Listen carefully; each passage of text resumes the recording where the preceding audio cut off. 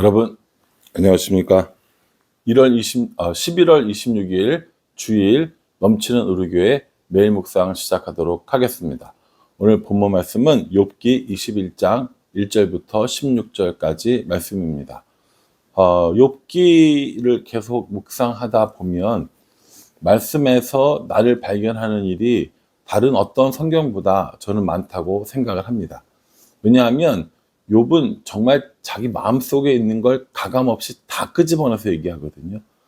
적당히 믿는 사람인 척 하는 게 아니라 정말 이 인간 밑바닥에 있는 이야기들을 다 끄집어내서 욥기를 읽다 보면 야, 이거 참 내 마음인데 이런 얘기들을 참 많이 생각하게 됩니다. 오늘 이 소발의 이야기를 들은 욥의 고백 또한 저는 평상시에 우리가 가지고 있었던 참 많은 의문점 중에 하나라고 생각합니다.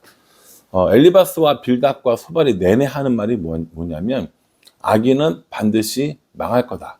네가 지금 하나님한테 받고 있는 고난은 너의 죄악 때문이다. 이거였거든요. 욥이 뭐라고 이야기를 하느냐?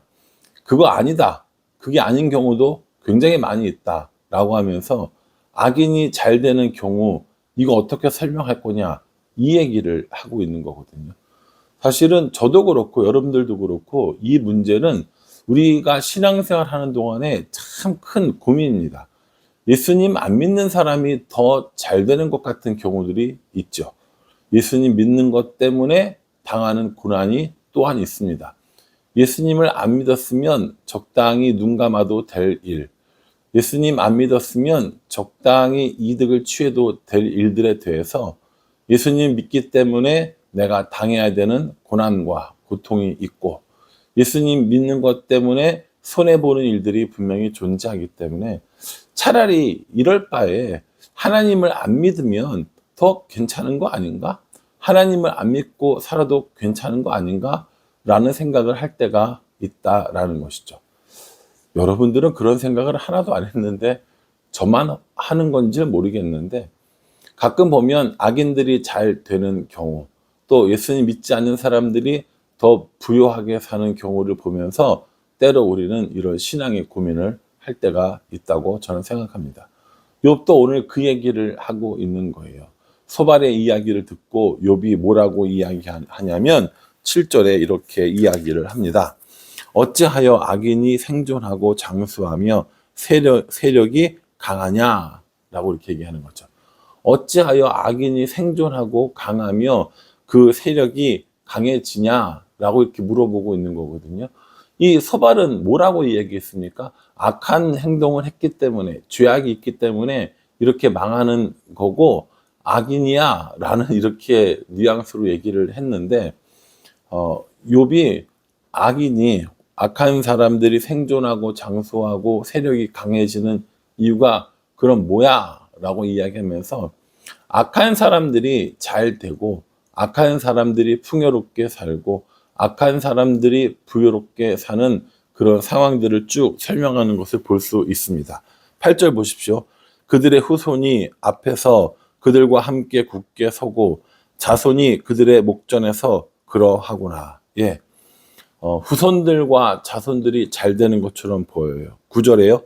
그들의 집이 평안하여 두려움이 없고 하나님의 매가 그들 위에 임하지 아니하며 평안하고 매가 임하지 않는 악인들도 분명히 존재한다라는 겁니다.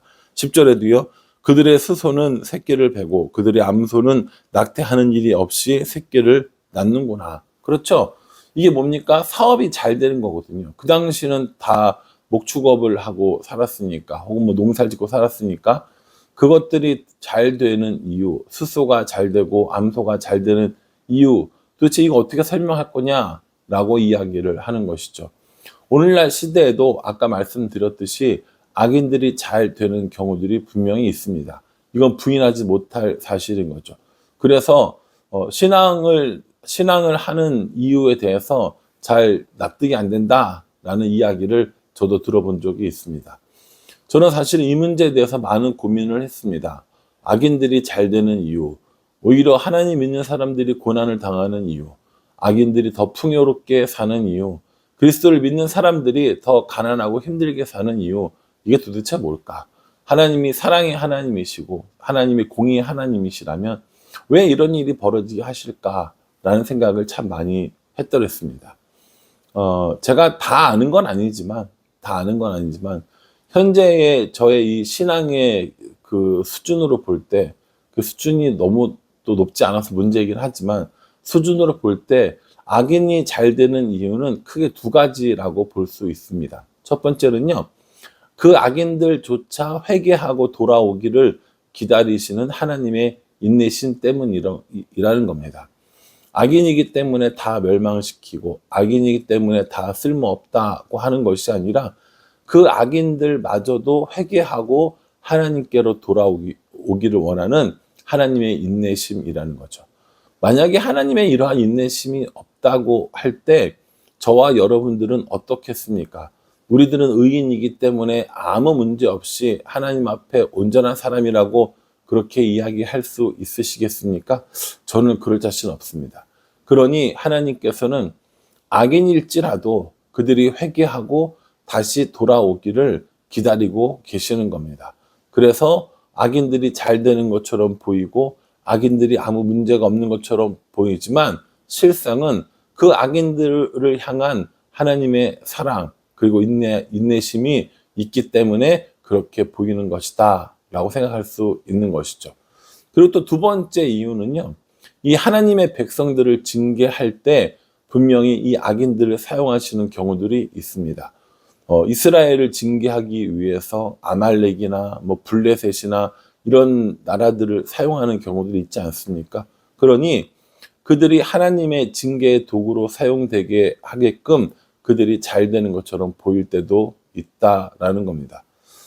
제가 생각하는 이유는 현재는 이 두 가지입니다. 혹시 더 알게 되고 더 말씀 가운데 깨닫게 되면 여러분들과 함께 말씀을 나누긴 하겠지만, 이렇게 생각해 보면 악인들이 잘 되는 이유가 나름대로 이유가 있구나라는 생각을 저는 하게 되었습니다. 악인조차도 기다리시는 하나님의 그 인내심과 사랑, 그렇기 때문에 악한 우리도 회개할 수 있는 기회를 얻게 된 것이고요. 만약에 하나님께서 공의와 정의의 하나님이시기 때문에 악한 자들이 악한 일을 행할 때마다 모조리 다 죽이고 멸망시킨다고 하면 아마 이 땅에 살아남아 있을 사람이 얼마나 될까? 저와 여러분들은 살아남을 수 있을까라는 생각을 하게 됩니다. 나는 도덕적으로 그렇게 큰 죄를 짓지 않았어. 나는 그렇게 신앙적으로 멸망받을 죄는 아니야 라고 생각하신다면 그것이야말로 위험천만한 생각이라고 저는 생각합니다. 예수님께서 우리의 죄를 위하여 십자가에 죽으시고 그 보혈의 피로 말미암아 하나님께서 의롭다고 해주신 것이지, 우리 자신이 의인이 되거나 우리의 노력으로 의인이 되는 건 불가능한 일이기 때문입니다. 그러니 우리를 기다리시는 하나님의 사랑 혹은 악인을 기다리시는 하나님의 그 인내하심 때문에 여전히 우리가 살아가고 있음을 우리는 깨달아야 합니다. 악한 사람들이 믿는 사람들을 억누르고 또 핍박하고 고통을 줄 때 그 또한 하나님 손 안에 있는 하나님의 계획 중에 일부라는 사실을 우리는 인지할 필요가 있다라는 겁니다. 이렇게 생각해 보면요, 악인들이 잘 되는 건 혹은 악인들이 풍요로워 보이는 건 사실 우리와 관계가 없습니다. 우리는 악인들을 바라보는 것이 아니라 하나님을 바라보는 연습을 해야 되는 것이죠. 왜 하나님 악인들이 잘 됩니까? 라고 물어보기 전에 하나님, 나는 왜 하나님을 바라보면서 살지 못합니까? 라고 물어보는 것이 먼저이지 않을까라고 생각을 합니다. 저도 사람인지라 그렇죠. 여러분들도 마찬가지겠지만 남이 잘 되는 것, 특별히 악인이 잘 되는 것을 먼저 보게 되어집니다. 악인의 풍요로움과 잘됨과는 상관없이 내가 하나님과 어떠한 관계를 맺고 있으며 하나님은 나에게 어떤 분인가를 깨달아야 하겠지만, 우리는 그렇게 하나님을 바라보기보다는 하나님 믿지 않아도 잘 돼 보이는 그 악인을 바라보게 되는 것이죠.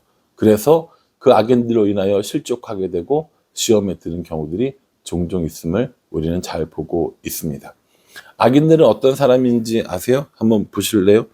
14절, 그러하실지라도 그들은 하나님께 말하기를 우리를 떠나소서 우리가 주의 도리 알기를 바라지 아니하나이다 라고 이렇게 얘기합니다. 악인은요, 하나님에게 하나님 우리를 떠나세요. 하나님 우리는 하나님의 도를 알고 싶지 않습니다 라고 이야기하는 사람들이 악인이라는 거죠. 그러니 하나님 없이 사는 사람들이 악인이라는 것이고요. 그들의 잘됨도 하나님의 인내와 사랑 혹은 징계의 채찍으로 사용하기 위한 하나님의 계획 안에 있음을 우리는 깨달아야 할 것 같습니다. 다시 한번 말씀드리지만요. 악인의 잘됨을 보고 부러워하는 것은 믿는 사람들의 모습이 아니고요. 악인의 잘됨과 악인의 풍요로움과 관계없이 내가 지금 이 상황에서 얼마나 하나님을 바라보고 살아가고 있는가, 하나님과 동행하며 살아가고 있는가, 그것이 우리들의 신앙의 기준이 되어야 한다는 것입니다. 그렇게 생각해 볼 때 여러분들은 지금 어떠십니까? 악인의 형통함을 바라보며 부러워하고 있습니까? 아니면 하나님을 바라보고 하나님과 동행하려고 애쓰고 있습니까? 여러분, 오늘 주일입니다. 믿지 않는 사람들은 산과 들로 다니면서 자기의 만족과 자기의 행복을 위해서 살아가지만 우리는 말씀 안에 살아가며 또 말씀으로 살아가기를 소원하며 예배를 드리러 나옵니다. 여러분, 이러한 행동이, 이러한 예배 드리는 마음이 부질없다고 생각하십니까? 아니요. 만약에 이 땅에서의 삶이 영원하다면 우리 이렇게 열심히 살 필요 없습니다. 그러나 우리에게는요, 하나님과 동행하고 하나님의 영광을 위해서 살아가는 더 큰 사명과 또 행복이 있기 때문에 악인의 형통이 아니라 하나님을 바라보면서 살아가는 것이 맞다라고 생각합니다. 여러분, 오늘 주일 예배 오실 때 어떤 마음으로 오실 거예요? 악인의 형통을 바라보면서 소심해지고 또 위축되는 마음으로 오시겠습니까? 아니면 악인의 형통과 관계없이 나는 하나님께 예배하고 하나님과 동행하며 하나님으로 인하여 행복하겠다, 이런 마음으로 오십니까?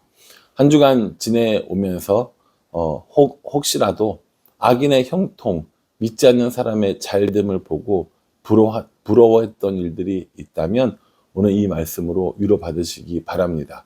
악인의 형통, 악인의 풍요로움은 하나님의 인내심과 사랑 때문이고 또 우리를 징계할 때 사용할 하나님의 채찍이라는 사실을 기억하면서 오늘 이 말씀으로 위로받으시기를 정말 권면해 드립니다. 악인을 바라보는 삶이 아니라 하나님을 바라보는 삶, 또 그런 예배를 통해서 하나님의 넘치는 은혜를 경험하는 오늘 우리 모두가 될 수 있기를 주님의 이름으로 축복합니다. 기도하겠습니다. 하나님, 악인이 잘 되는 것들을 보게 됩니다. 악인이 생존하고 형통하고 장수하고 세력이 강해지는 걸 볼 때 우리가 낙심하고 또 소심해지는 경우들이 있습니다. 그러나 오늘 이 말씀을 통하여 우리가 깨닫게 되어지는 것은 악인들을 향한 하나님의 사랑과 인내심, 그리고 믿는 자들을 징계하기 위한 하나님의 채찍으로 악인들이 사용되어지고 있다는 것을 살펴보게 됩니다.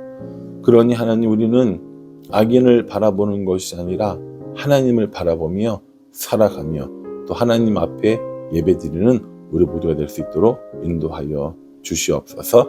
예수님의 이름으로 기도합니다. 아멘. 예, 여러분, 주일 예배를 통해서 하나님의 큰 사랑을 경험하고 넘치는 은혜를 맛보는 그런 하루가 되기를 간절한 마음으로 기도하겠습니다. 감사합니다.